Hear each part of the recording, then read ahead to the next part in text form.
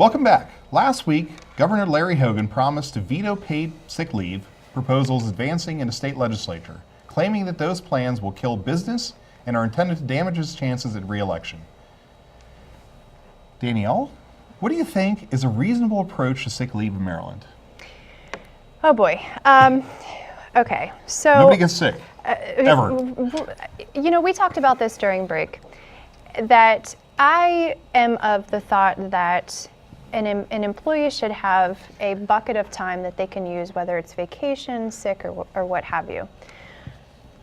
I'm a little confused as to why it has to be mandated by the state. I think it should be up to an employer, but I guess I kind of get it depending on how many employees you have, whether it's 15, 50, or 100. However, bottom line, I do believe that paid sick leave is going to contribute to increased morale, increased productivity, and just an overall healthier workforce. I mean, we think about ourselves, I guess, when it comes to this topic of going into the office and maybe getting other people sick, or but think about your restaurant workers, your minimum wage workers, that they can't afford to take this time off to take care of this job. They're working sick.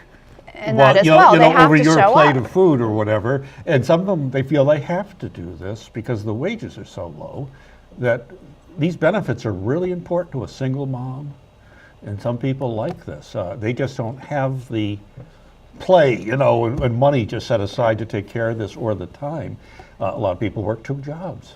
And Ron, I wanted to get your take on this as well, because we both share experience with Horizon Goodwill here in town. And you're talking about people that are coming out of rehabilitation and getting back into the workforce at minimum wage in most cases. How do you balance that? What a liberal idea. What a liberal idea to have sick, to be serious, because it isn't. It's a practical It really is. issue that we need to deal with. There should be sick leave that's given. Everything I hear is going to hurt business.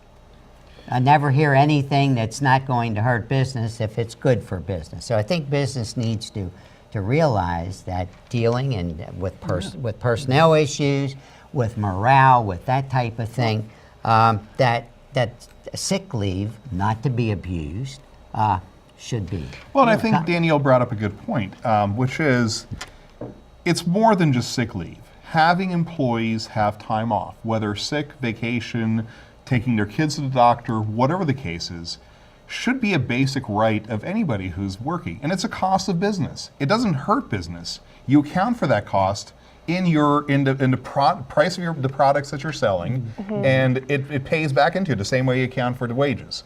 It is a certain increase, a certain percentage increase on the wages you pay your employees. That's all it is. Well, for years, I worked in a very small floral businesses with people like about 15 employees. And it's very important for employee morale and for the business. One of the key factors, like in florals, just to use that as an example, is retention.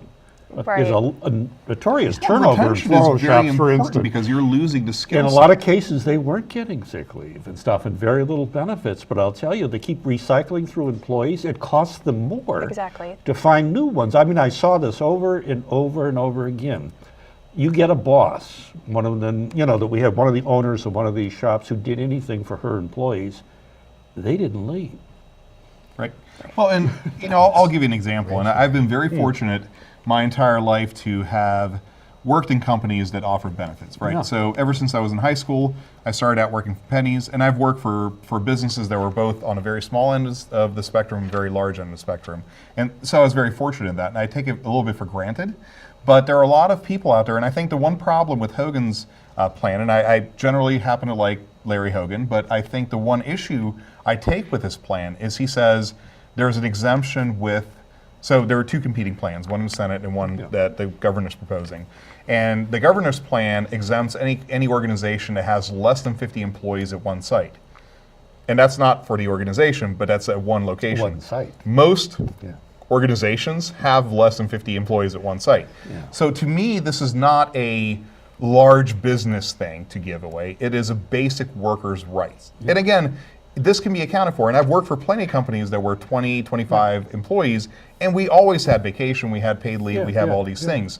You have, and we were salary, we had benefits, we had even though we were a small organization, we had health insurance and all these things. I think somebody who is working full-time or more than full-time oftentimes, these are basic things that are part of the cost of paying somebody. Okay, let me take that to another extent. Sick leave for a healthy person is going to force that healthy person to misuse sick leave. Yes, Not, that's why, not and necessarily. this is the reason that we're talking about paid time off as opposed to sick leave. So why Right. not personal days instead of sick leave? That's exactly what we're saying. If that would be, I think, a better approach to things, and it should be up to the employer. But the principle's still the same. I think course it is. it's just strange how everyone is assuming. Well, not everyone, but a lot of people are assuming that it's going to be abused. There's a policy in whatever handbook that you go to sign up to work at a place. If you abuse the policy, you're gone. You're gone. Okay? I mean, if they find, it's not that Right, and I think simple. that therein lies, and I think Ron brings up a good point, because I've seen plenty of times in places where I work where we had, let's say, 2 weeks of vacation and 1 week of sick time. Well, if you never get sick, use it or lose it. you lose a week of potential time off. So as an employer, as a manager, and personally I manage a fairly large team, I would much rather have one of my engineers tell me that, hey, I want to take a day off 2 weeks from now, and I have a day off, rather than calling in that day going, I'm sick.